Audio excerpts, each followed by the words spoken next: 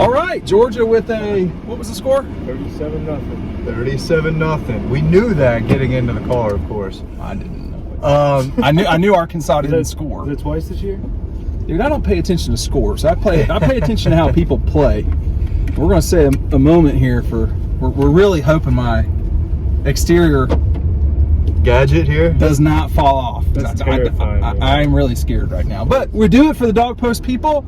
Matt, well, you're supposed to start. This was an absolute bully beatdown. And guys, it was from start to finish. It looked like a lot of from last week, before you get your first snack in, it's 21-0 and the game is almost out of hand a little bit. But they got off to such a fast start. They ran the ball down their throats in that first drive. And I know, Dean, you told me right after that, Kirby noticed that and he wanted more. He wanted blood in the run game. He said, we're going to go after them the rest of the game. We've got Stetson Bennett playing quarterback. We don't need to throw the football.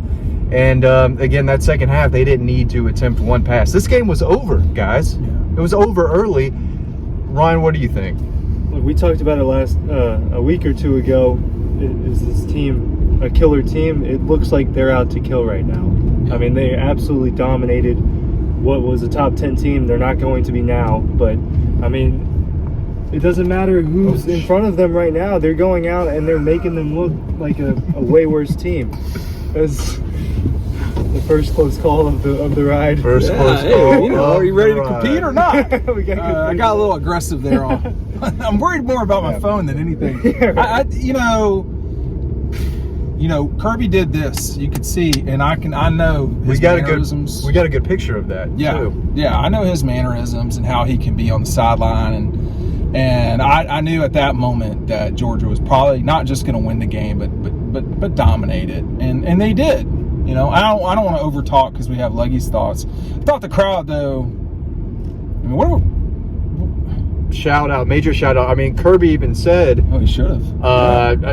That crowd was awesome, especially after the first and second false starts that Arkansas had to start their first opening drive. Place was going nuts. They went bonkers after the punt block. Yeah. They came ready for this, and after that first quarter, guys, this game was kind of a snoozer. I think a lot of them went back to take a nap. There was not a lot going on. Some excitement, some fireworks in that first quarter, but once they went up 21-0, 28-0, they put it in cruise control, ran the ball, and got this game over with. It was not a whole lot of excitement. If you're just the average college football fan watching this game, yeah, it probably, put you to sleep a little bit, but I just want to break in real quick. Yeah. This is where people make rookie mistakes. We're going to show this part of the video.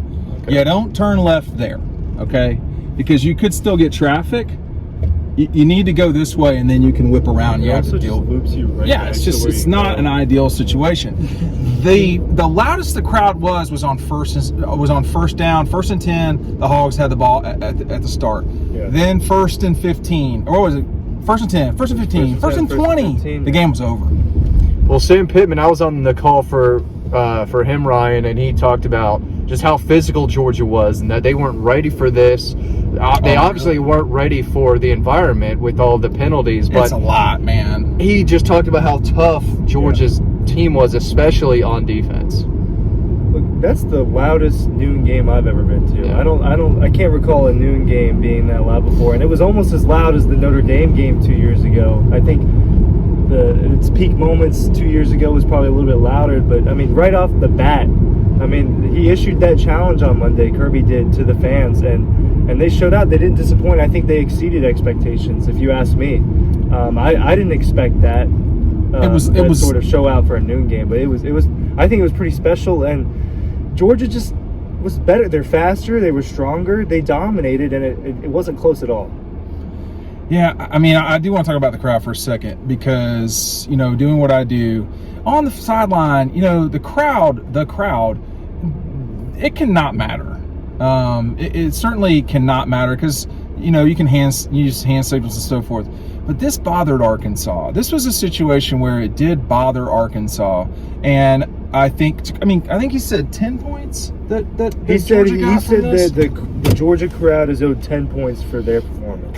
Kirby said that? I Yeah. think they won them the game. I mean, as much as they can win the game without On playing. that first defensive drive, I mean, it felt like, oh wow, there's no way Arkansas can win this game. They That was definitely the made first an thing that popped in my impact. head. Georgia was clearly the better team. They would have Yeah. won this game in Arkansas or Fayetteville, Little Rock, wherever. But they made an impact, and it was pretty loud. I'd have to give it to People them. don't talk about this crowd in this stadium, and there's really never been a reason to. But anymore, from about LSU 2013 on, it's become a really difficult place to play. And there's not a lot of big games in Athens. They play the Gators in Jacksonville every year. I don't think I really need to go through the litany of things. But you're only going to get Tech, which really doesn't turn people on a lot because Tech's not been good. And even if it is, it's a Thursday. It's the game after Thanksgiving, you know. But this is Arkansas, which is a team nobody really cares about in the Georgia hierarchy of games. Yeah.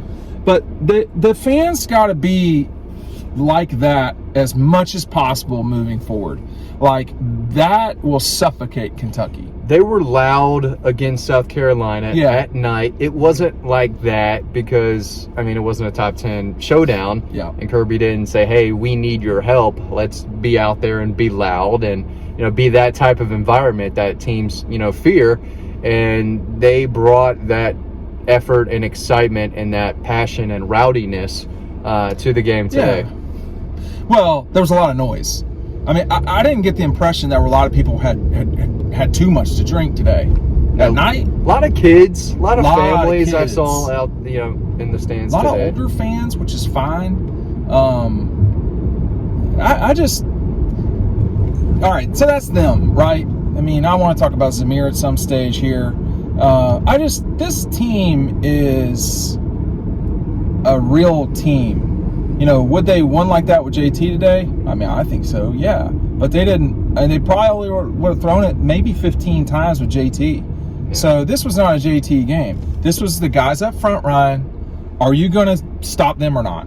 And Arkansas didn't have 200 yards total offense. What, come I gotta pull the on. numbers up. But I mean, that's crazy. Ryan, I don't know if you remember some of these, other really good Georgia teams in the past 20 years, but this might be one of the more complete teams. I You think talk that's about offense, defense, and special teams. No, yeah. I since I've been watching Georgia, which is probably about 10 years, I can't recall a team being just more complete across the board. And they're still banged up. Yeah, they're not. Yeah. They're not healthy, Yeah. and they're dominating everybody.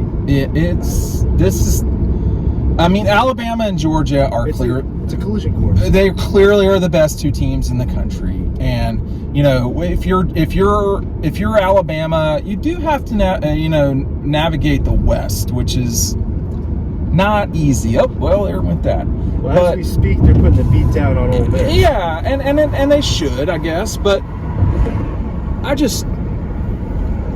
don't know, man. I think that generally speaking, this Georgia team and Alabama, they certainly seem like they're in a collision course for one another. You should see the gymnastics we're doing with these phones to get y'all the best We're possible really trying gear. here. We are. I don't think that's going to work. I got to put it inside the next time. But they look different than the other teams. They're built different than the other teams. I'm not surprised Cincinnati went up there and just kind of are manhandling Notre Dame. I think Cincinnati is very possibly going to be in the playoff. We need to, as a society, get ready for that. College Football Society, get ready for that. And, it's what it is. But the best two teams in the country right now are Georgia and Alabama. But as I told y'all in the elevator, you need to win the right game against Alabama. You need to win the right game. And it's hard for me to envision that right now. I don't know who the third best team is in the country. I guess Penn State.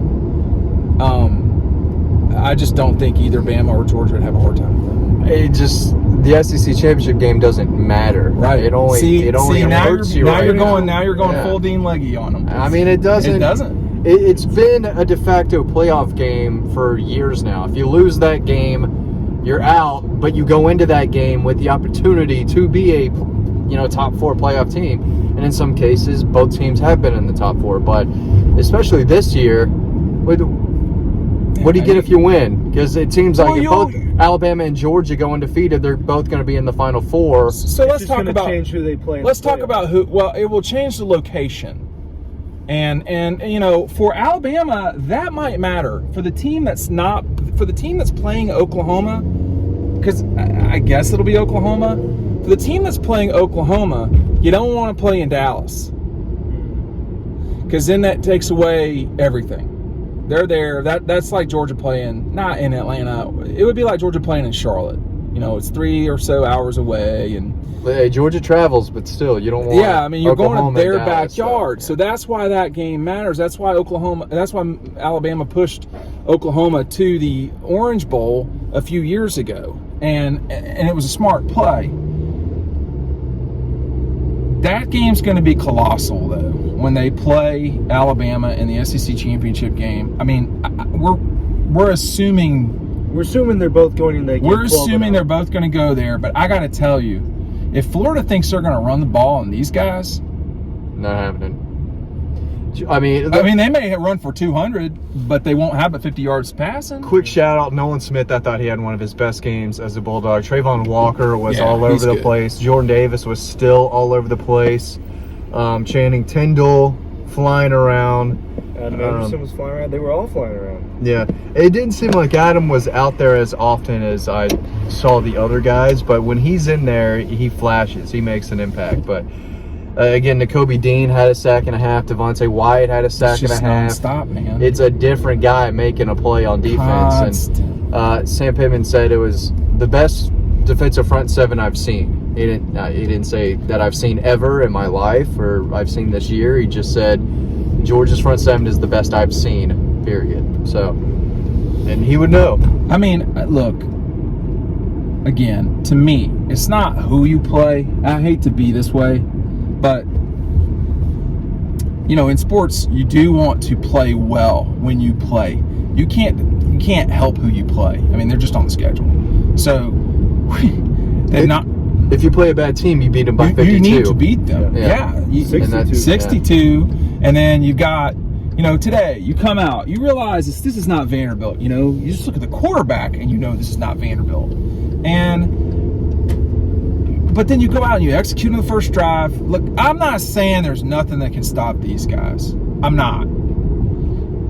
But I'm going to need a little bit more than what I've seen so far to believe that they're going to lose in the regular season. Well, they need to get JT Daniels back fully healthy sooner than later, and you'd like that to be in Auburn next week. But who knows? We're going to have a whole nother week of this musical chairs at quarterback. Well, he said really it's 2 going to be chairs. another game time decision. Yeah, Kirby was definitely. He was fired up. Yeah, he did not want to talk about JT at all.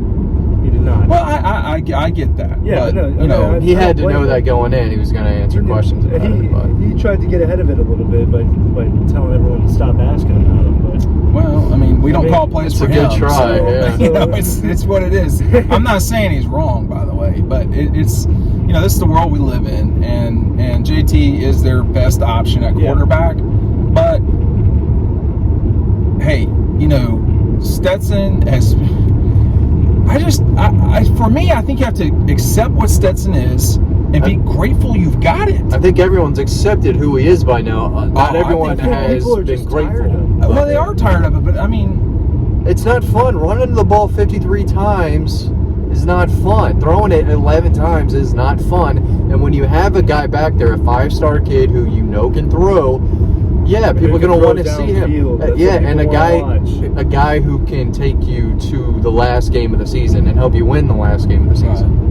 Nothing says you're damn near made it like complaining after a 37-0 win. The week after you won 62-0, that you aren't throwing the ball enough. I like that Rafael Palmeiro finger wave. Nothing shows that you are a miserable fan base at times, because they only won by 37 today. They did a top 10 team missing several stars. I don't want to hear your optimism right now. I am trying. We're trying to shit on them. I mean, you can't. There's not much to shit on. I mean, they should have scored more touchdowns. Well, the only thing that jumps out to me was the punting situation where you have Yeah. penalties multiple times. That That was could weird. cost you. Okay, it didn't, but that could cost you in the future.